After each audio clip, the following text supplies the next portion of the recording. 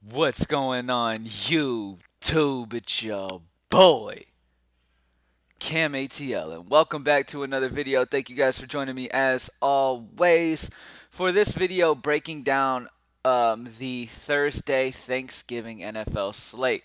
Thanksgiving, there's just something about having football on while you're filling your fucking belly up, sitting there damn near in a coma because you're so full just watching football and just with a big smile on your face. There's something about that, man. That's my favorite part. Honestly, having football on the same day that I'm eating, like for men, I mean, some women too. The best thing you could do for them is put football on and feed them. You know what I mean? And that's really, I'm the same way. All right. Anyways, let's get into this, man. So I'm really liking what I've got so far and what I'm looking like so far for this Thursday slate. Feels pretty self-explanatory. We're gonna go position by position and do a full breakdown here for this Thursday slate, and get you guys on your way. GreenlightDFS.com to join the squad. For we're gonna be doing all three showdown slates, as well as the Thursday main slate, as well as whatever college football we get, as well as Sunday. That's what you get with the weekly NFL. So hit up greenlightdfs.com to join the squad. Now, let's go ahead and get straight into it. Starting off at quarterback, Deshaun Watson is my overall favorite quarterback, okay? He's going against a Detroit squad that is not a good defense in general, okay? It's in a dome. And you know my two things that I always do. Like most of the time, I like at home in a dome, but in a dome, good quarterback against a bad defense in a dome is just as good. And Deshaun Watson is 7-4. Now I can understand if this is a spot where you save because we do have options as well. I'm gonna be honest with you. Both Jackson and Roethlisberger, I haven't really put much thought process into solely on the fact that this game feels like it's gonna be one of those just games where it's just a defensive showdown. Pittsburgh's very good defensively. Baltimore's very good defensively. There are some spots where I could see having success in this game, and we'll get to them once we get to that player's position. But outside of that, when it comes to quarterback options, Lamar and Roethlisberger just aren't really high on my list. It's Watson number one, and then we have guys like Matthew Stafford, Alex Smith, who I like a lot too. Andy Dalton's going against a Washington defense that's actually been really solid this year. So my main quarterback options that I'm liking here on this slate is Deshaun Watson, Stafford, or Alex Smith. That's kind of where it comes down to me. You've got Stafford going against Houston secondary that's bottom in the league, and he's at home in a dome. Okay? You have the problem is he's got a thumb issue that could possibly really be affecting him majorly. Okay, so obviously we'll have to see if there's any type of news that comes out saying, "Oh, Stafford's thumb's completely fine," blah blah blah. But if you need money, there's almost $2,000 right here dropping from Watson down to Andy Dalton or Alex Smith. Okay, Alex Smith gets to go against a horrible Dallas secondary. We know what that's all about. I mean, it's just a Woozier can't guard shit.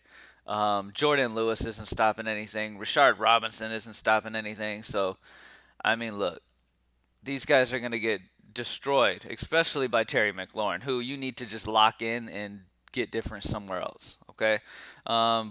Anyways, but yeah, I'm perfectly fine with that. So I want to make that clear. Deshaun Watson is my number one quarterback. If I can get Deshaun, that is my preferred option. If I can't and need to save, I'm completely fine with going Stafford or Alex Smith. All right. Running back. Now, let's talk about running back. This is a good position. Now, my favorite overall, and I know we have Zeke right here, and Zeke got a good amount of carries last game and blah, blah, blah. Washington's defense is solid, okay? Do I like Zeke? Yes. Okay? I do like Zeke. Is he playable this week? Yes. Solely on the fact that I think Dalton's going to dump down to him a lot. I think he's going to get 20 plus carries. So he feels safe on a 3-game slate. All right? Now, my overall favorite matchup wise and everything is DeAndre Swift. Now, Swift is looking like he should play. He was a limited participant in Tuesday's walkthrough, which is looking like he's going to be fine and cleared from his concussion protocol. DeAndre Swift is their number one now.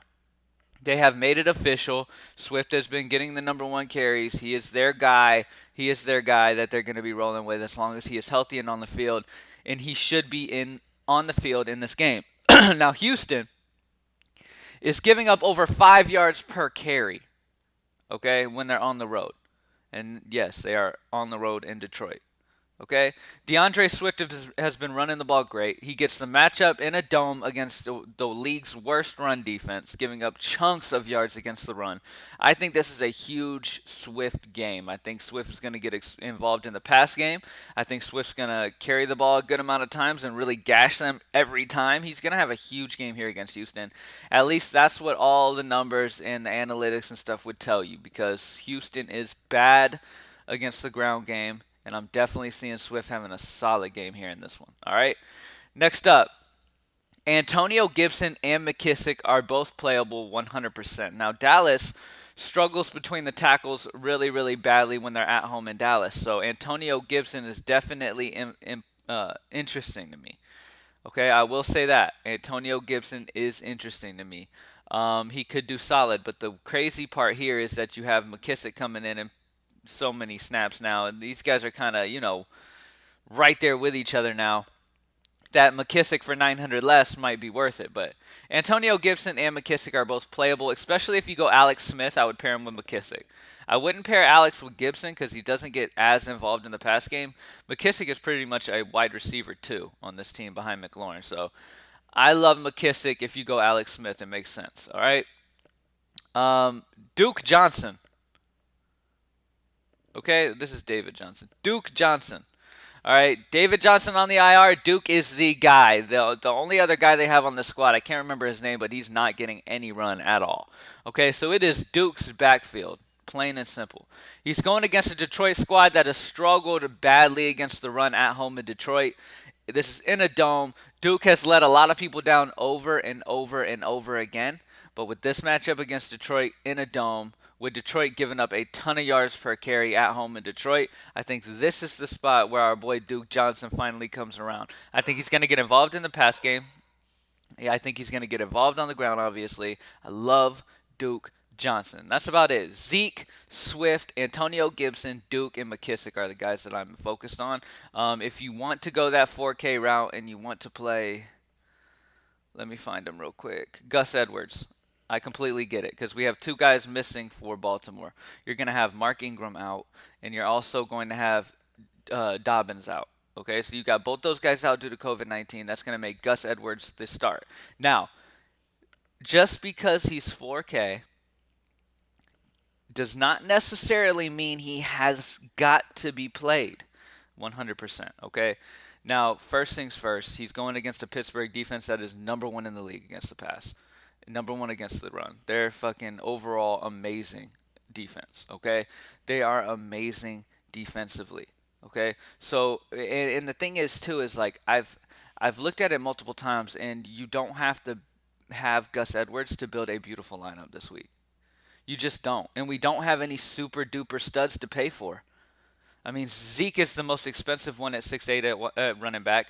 McLaurin's the most expensive one at 7K at wide receiver. So it's a fantastic spot. I don't think you have to go the value, but I understand if you feel like you have to and you want to put him in, blah, blah, blah. That's fine. Okay, but the reason I haven't had a ton of Gus so far is because I haven't needed him. There's no superstars to use him to pay up for. All right? At wide receiver, it's a pretty easy decision for me. I'm locking in McLaurin. I'm not even thinking twice against it. McLaurin's going to be matched up against a Wouzier, who's giving up 0.48 points per route ran. Okay, he's struggling badly.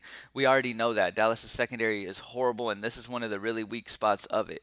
And McLaurin's going to be lined up with him majority of the time. So McLaurin's going to absolutely dominate here. I'm going to go ahead and just lock him in just so y'all fully understand. Now, when it comes to the Houston side, Will Fuller and Brandon Cooks are both great options because Detroit struggles against perimeter receivers. I'm not as involved at the slot as I was before. I'm definitely liking the perimeter receivers. Last week I was involved in the slot because they were facing New England and facing Jonathan Jones. Now, the perimeter receivers are going to be great options here against Detroit. Okay, Detroit has I can't say his name, Amani Oruwari and Desmond Trufant on the outside. Both of these guys have been getting got pretty good, especially Trufant on the left side, which is where Brandon Cooks is going to see a lot of him. Okay, so Brandon Cooks is the main guy for Houston that I'm just gonna put a core in here real quick for y'all. Let's go ahead and have our core in here. Anyways, Brandon Cooks is the guy that I'm leaning towards because, like I said, he's going to face a ton of Desmond Trufant, and Trufant has been the guy who's been getting got on this Detroit secondary the most. Okay, but both perimeter receivers are perfectly fine. If you want to go Hopkins paired up with and you want to full stack Houston and run it back with Swift and like Jones or something, I completely understand. That's fine. All right. Um, Next up, who else do I want to talk about? Okay, so I do have on the Dallas side, the best matchup for Dallas, honestly, straight up, numbers wise, is Michael Gallup. Okay, Michael Gallup's going to be facing off with Kendall Fuller, who's been giving up 0.32 fantasy points per target. He's been targeted 23% of snaps that he is covering. And so Michael Gallup's in a solid spot to get some decent targets here. I wouldn't be surprised to see Gallup end up in the end zone this weekend. This Thursday, facing off with Kendall Fuller, who's just a little bit too short for Gallup, number one. And number two, he's just been the guy that defenses have pretty much picked on. Him and Darby on the outsides. So I'm definitely, Amari Cooper and Gallup are both playable for sure. I know CeeDee Lamb went off last game, and that's perfectly fine. He's playable as well. He's been having a fantastic season. He's going against Jimmy Moreland, who's been giving up 0.33. He's not getting as targeted as much, but he's a decent option as well. Really, you can play any of these Dallas guys. I mean, all of them are in decent spots, so they're all fine. Um, Anybody else that I want to mention while we are in here? Oh yes, Willie Snead. All right. So if you want a low-owned guy, all right, I'm gonna give him to you guys. If you want a low-owned guy, it would be Willie Snead because we have Marvin Jones, who, by the way, I love again, especially if Galladay misses. I love Marvin Jones here in this one against Houston because Marvin Jones is going to see a lot of Vernon Hargraves, and Hargraves has just been rocked. Okay, so um, Marvin Jones is going to have a big game. I like him a lot here in this one. He's just very up and down and inconsistent, but especially if you go Matthew Stafford, you got to go Marvin Jones.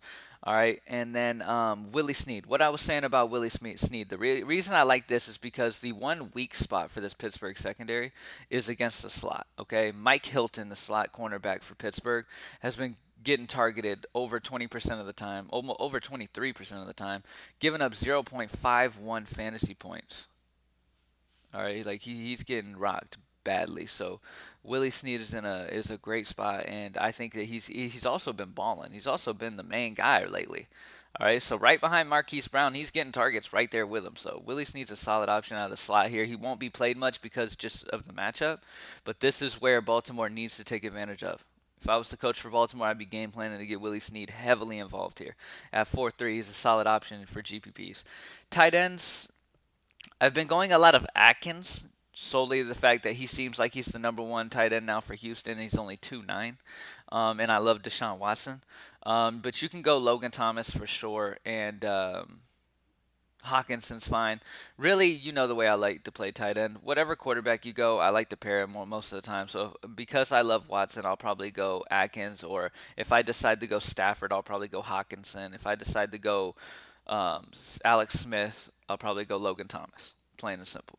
All right, and let's talk about defenses. So I get the Steelers' defense is at the top of most people's list. They're wanting to get up there. Really, I don't really need to. I think the Cowboys are perfectly serviceable at 2-8. I think the Cowboys are fine. I think Texans are okay. I do like Detroit. I think Detroit's fine, but they could definitely make some mistakes. So my main defense though is the Cowboys. They're only 2-8. They seem like a solid option against Alex Smith at home in Dallas. At least they're a cheap defense at home. Detroit is a cheap defense too at home, but they're just so bad. And Houston's offense is the offense I'm wanting to get the most exposure to, so it just doesn't work out that way. So the Steelers' defense, Washington's defense, or Cowboys' defense are the three defenses that I'd be the most interested in here. All right, and that's it, y'all. Good luck. GreenlightDFS.com. Join the squad. Let's smash this Thursday slate. Y'all have a great day with family. Be safe. Keep 6 feet apart as much as you can, and stay healthy. All right, I'll see y'all on Friday for the final look video. Peace out.